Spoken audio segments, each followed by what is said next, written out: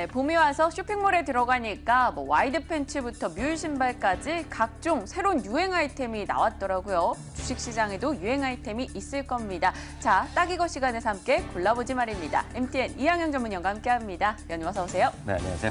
네, 오늘 저희 어떤 거 이야기 나눠볼까요? 그럼 그렇고 어저께 그 드라마 끝났어요? 아, 끝났어요. 기운 막판에 없어 가니까 죽겠어요. 뭐 재미없어졌죠. 아유, 그래도 뭐 얼굴은 안 변하니까요. 사람들 엄청 뭐라 그러던데 뭐 지나친 픽셀 이런 거. 아유, 근데 어쩔 수 없었대요. 그 해외 로케가 너무 많아가지고요. 네, 네. 뭐 국내에서 제작되는 부분에선 PPL이 나가줘야 되니까 뭐 제가 왜 대변을 하고 있죠? 네. 그러니까 중국 시청자들도 해외도 너무한다. 네. 비판이 많다는데요. 모르겠습니다. 여하튼 그런 것들이 많이 돼갖고 저희가 워낙 그런 거 많이 다뤘잖아요. 그럼요. 콘텐츠의 그 프로덕션 이런 드라마죠. 것들 네. 보셨는데요. 앞으로도 아마 그런 것들이 드라마의 선호도를 떠나서 그런 것들이 아마 많은 기회가 될 것 같고요. 네. 오늘은 어저께 제가 어느 정도 예고를 해드렸는데요. 총선이 끝나고 나서 이제 증권회사들이 바빠질 거라고 했잖아요. 그래서 총선 이후에 뭐 어떤 정책적 변화, 그것도 실질적으로 어떻게 영향을 미치는지 어제는 제가 배당 얘기만 잠깐 말씀드렸는데 네. 오늘 그 부분 좀 더 자세하게 네. 한 걸음 더 들어가 보겠습니다. 총선과 주식시장. 과거에 한번 생각을 해본다면 총선 네. 이후에 좀 주가가 밀렸었다 이런 얘기가 있던데 맞습니까? 아, 예, 과거에는 그런 것들이 많았는데요. 네. 기본적으로 그런 부분에 대해서는 이해를 못합니다. 왜냐하면 어떤 결과가 나오든지 간에 불확실성이 해소된 거라 보고 있고요. 네. 많은 분들 뭐 여서야 되고 어쩌다 저쩌다 얘기하는데 전 모르겠어요. 누가 여러분들이 원하시는 분이 국회의원이 됐건 안 됐건 그 다수의 국민들이 원하는 결과잖아요. 네. 그러니까 일단 기본적으로 좀 모든 총선이건 대통령 선거는 기본적으로 저 개인적으로는 호재 인식을 하고 있습니다. 네, 그렇지만 일각의 시각들도 저희는 점검할 필요가 있겠습니다. 뭐 일부에서는 양적 완화도 힘들어지고 개발 사업도 더뎌질 거다. 뭐 여러 가지 얘기가 나오면서 좀 부정적으로 보는 시각도 있어요. 그 네. 부분은 어떻게 보십니까? 네, 그 부분 오늘 얘기는 제 얘기도 좀 나중에 들어갔지만 오늘은 전체적으로 하나대투증권의 내용을 좀 요약했다는 거 미리 좀 말씀드리겠고요. 우선 양적 완화 이런 거 몇 가지 현 정부라든가 그 여당에서 추진했던 것들 몇 가지 좀 말씀드리겠는데요. 네. 현 정부에서 추진했던 기본적인 경제 활성화 정책이라든가요. 이게 뭐 4대 입법 그런 거 있잖아요. 네. 노동기업 뭐 4법, 5법 얘기 나오는 거. 그런 것들이 무산 우려감이 상당히 있다. 그러니까 좋은 건 나쁜 거는 저희가 판단할 게 아니고요. 그런 게 있다 보겠고요.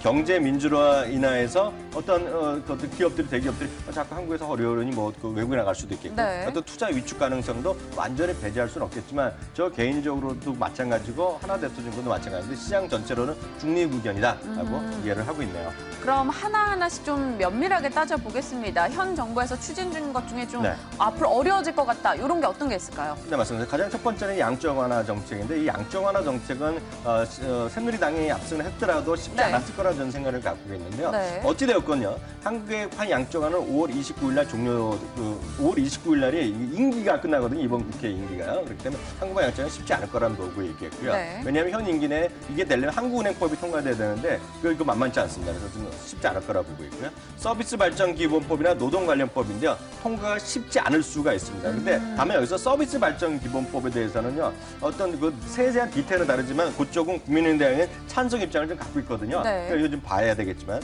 특히 노동 관련법은 국민의당도 뭐 반대하고 있기 때문에 이건 뭐 거의 쉽지 않을 거다. 일단 이해하시면 되겠습니다. 네, 그렇다면 그 밖에 정부가 추진하고 있는 사업들에 대해서도 좀 이야기가 듣고 싶습니다. 조금 더 깊이 좀 세세하게 들어가 주세요. 또 두개 되면 규제 프리존이라는 게 있어요. 네. 규제 프리존은 우리나라 전국을 쪼개갖고요. 규제 프리존. 뭐 기억나시겠지만 저희도 말씀드렸는데 전라도 쪽에서는 드론을 24시간 띄울 수 있다. 이런 게 규제 프리거든요. 네. 그런 것들은 더민주당의 협력적 입장입니다. 기본적인 상황은 원칙을 갖고 있기 때문에 수정합의 가능성에서 통과될 가능성이 있겠고요.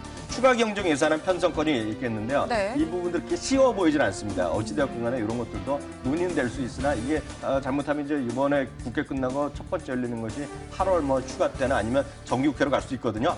여서야대 머리가 아파졌기 때문에. 네. 그래서 이게 모든 법안으로 필요한 것들 있죠. 법안을 통해 개정이나 이런 것들은 쉽지 않다라고 일단 이해하시면 되겠습니다. 네, 근데 제가 듣고 싶은 얘기가 안 나왔어요, 위원님. 면세점 관련한 이야기도 있다던데 그건 뭐예요?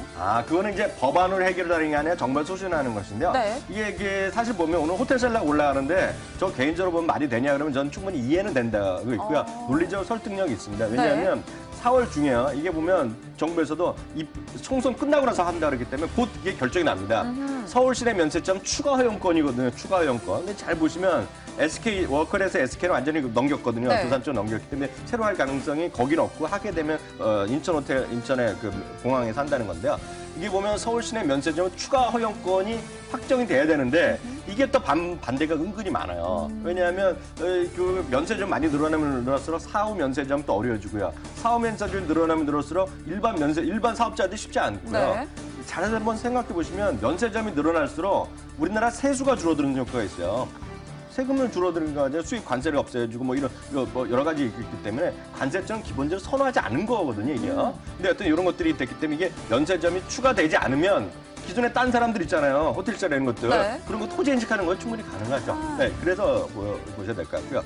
영남권 신공항 대상지 선정도 얘기가 있었는데 이거 쉽지 않아 보이고요. 네. 조선인 해운 철강업체는 구조조정 요 얘기 많더라고요. 네, 이게 철강 구조조정은 뭐겠습니까? 구조조정이면 인적 구조조정이 불가피하거든요. 반발이 많겠죠. 그래서 이런 것들이 꼭 될지 안 될지 모르겠으나 상당히 지금 동력을 잃었다라는 정도 표현이 맞겠습니다. 네, 알겠습니다. 뭐 총선 이후 지나고 나서 많은 분들이 이와 관련한 이야기를 언급을 하는데 사실 너무 헷갈려요. 왜냐하면 양당이 어떤 것들을 주장하고 있었는지 정확히 네. 인지가 안 되거든요. 네. 각 양당의 경제 공약들 한번 정리 좀 해주신다면요. 네, 그러니까 이제 새누리당인데요. 주요 네. 공약 보시면 제가 중요한 것만 몇 개 말씀드리겠습니다. 네. 서비스 산업 일자리 창출입니다. 어허. 그러니까 서비스 산업 기본 발전법이 쉽지 않다고 말씀드렸잖아요. 네. 국민은행은 어떻게 뭐 합의하는 것도 있겠지만 이런 게 좀 포시가 되겠고요.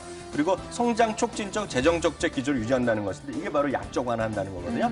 이런 게 좀 쉽지 않을 가능성이 네. 있습니다. 이 정도 일단 보셔야 되겠고요. 다음은 이제 그 실행 계획이 되겠는데 여기 보면 아까 말씀드렸던 원샷법이라든가 원샷법. 기업 구조 조정 촉진법을 하고 뭐 이런 네. 것들이 되겠고요. 한국은행법인데요. 통화 완화 정책이 되게 물도 나갔다라고 일단 이해하시면 되겠습니다. 자, 좋습니다. 그럼 네. 이어서 다음으로 네, 다음은 이제 넘어가 볼까요? 더민주당 한번 보겠는데요. 더불어민주당이요, 플레임이요. 주요 공약 청년 일자리 창출인데 이게 주제랑 뭐 상관없겠죠. 법인세법 개정 요거는 이제 주목을 하셔야 됩니다. 왜요? 이게 보면 각종 세율을 올린다는 것이고요. 또 하나가 세금들 기본 뭐 항목 깎아줘 세금 깎아주는 게 있거든요. 그거를 돌려놓는 거기 때문에 세금 올라갈 가능성은 상당히 우리가 배제할 수 없습니다. 지금 법인세, 소득세 그거 걱정 마시고요. 네. 보통 분은 해당이 없고요. 법인세 개정이겠고요. 그리고 서민 금리 부담 경감하고 특히 7대 미령 친사람 육상이 있는데 여기 좀 해당이 있겠고 여기는 표시 따로 안 했지만 국민은행은 제가 말씀드렸다시피 그 안철수 대표가 워낙 그 벤처 출신이잖아요. 네. 그래서 ICT 쪽, 그러니까 정보통신 산업에 그런 쪽에 대한 투자 확대이기 때문에 그런 쪽 일정이 중요해야 될 것 같고요. 그게 이제 구체적인 사업 계획을 하나만 더 한 페이지만 더 네. 준비해봤는데요. 더불어민주당이요. 여기 나오죠. 법인세 가세 표준이 25%를 원상 회복. 이게 이제 핵심이 되겠고요. 아하. 또 하나가 감면 축소 그리고 사내 유보금 가세 강화하는 거거든요. 기업 이익 환류세 이제 이건데요. 네. 조금 더 강화한다는 거. 이게 또 하나의 핵심 포인트다. 그러니까 이번엔 법인세랑 요거 이게 결국 그래서 결론은 뭐다? 어제도 말씀드렸죠. 네. 배당을 늘리는 효과가 있을 것이다. 아, 그래서 이게 왜 고배당. 그래서 배당인데 네. 저는 어떻게 그걸 딱 방점을 찍었는데 하나대투도 그런 얘기를 했는지 궁금하지 않으세요? 궁금하네요. 네, 알려주세요. 하나대투에서 정리한 걸 제가 네. 다음에 준비해봤습니다. 제가 그래서 하나대투는 인정하는 걸 했습니다. 이 친구가 똑똑해요. 똑똑해요. 그래서 5개, 6개 얘기하고 있는데요. 대기업 및 그룹사의 지배구조 변화를 가속화를 얘기하고 있습니다. 네. 이건 뭐냐면 현 정부에서 그 대기업들 구조조정한테 좀 편해해 주는 게 있어요. 그러면 다음 정권이 혹시라도 바뀌면 어떻게 될지 모르잖아요. 네. 그러니까 빨리빨리 처리를 하겠다. 그러면서 이쪽은 상당히 이슈라면서 삼성생명이 좋아지니까 않을까라는 상당 뉘앙스를 일단 풍겼어요. 딱 그래서 어제 올랐구나. 적지는 않았어요. 네. 하나대투라지만 이런 것들이 삼성생명에 도움이 되지 않겠냐. 빨리 할 거란 얘기죠. 뭔가 밥이 바뀌기 전에 네. 그런 얘기 했고요. 다음 두 번째 화면 보여주시면요. 바로 두 번째가 배당 투자 활성화. 이게 두 번째를 딱 적었어요. 딱 이 그 쓴 친구가 똑똑한 친구입니다. 다르게.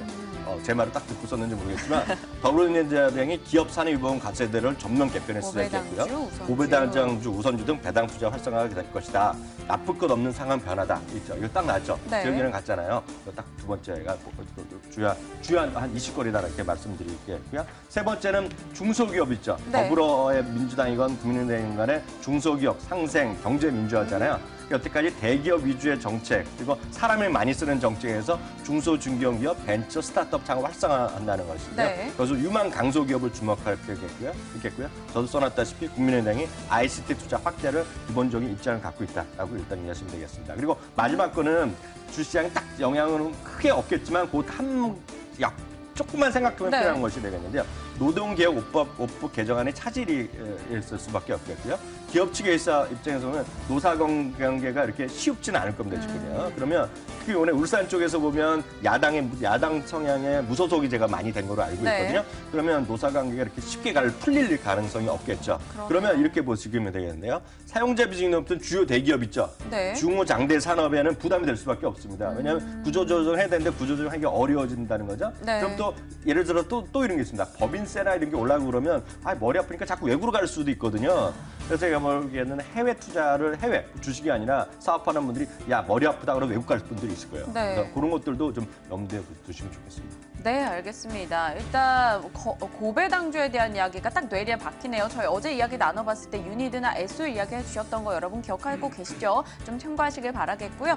자, 이영영 위원님이 이 총선 이후의 움직임에 대해서 위원님의 스타일로 좀 정리를 해주신다면요. 네, 다시 한번 정리하면 한 4가지 정도로 정리해봤는데요. 네. 전 중소기업이요.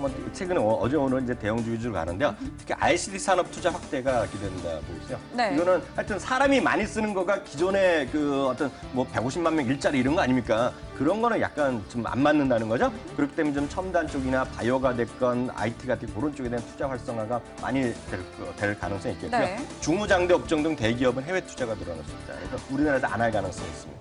머리 아프고요. 네. 그리고 세 번째는 배당 관련주의 장기적 투자가 가능성이 있겠고요. 이러다 보니 우리 주식하시는 분들은 배당이 됐건 어떻게 됐건 간에 자꾸 뭘 해야 되냐. 해외 투자 비중을 늘려야자. 이게 좀 기본적인 여기서 시사하는 바다라고 이해하시면 되겠고요. 앞서 말씀드렸다시피 호텔스나 이런 것은 단기적인 이슈거리가 있는데 예를 들어서 그랑 상관없이 정부에서 빵빵빵 도장 찍을 수 있잖아요. 네. 막 무한대로 열어가면 호텔스나 다시 떨어질 수밖에 없다. 그러니까 그런 것들을 좀 이번에 좀 보셔야 될 것 같습니다. 곧 결정된다고 하니까요. 네, 알겠습니다. MTN 이항영 전문위원이 지속적으로 강조하고 계신 건 해외 투자, 해외 주식에 대한 관심도를 높여보자라는 이야기 하십니다. 전화 한 통으로 나 하겠다라고 하면 해결이 되는 문제라고 하니까요. 여러분들 너무 겁내지 마시고 한 번쯤 도전해보시는 것도 좋을 것 같네요. MTN 이항영 전문위원과 함께했습니다. 위원님 고맙습니다.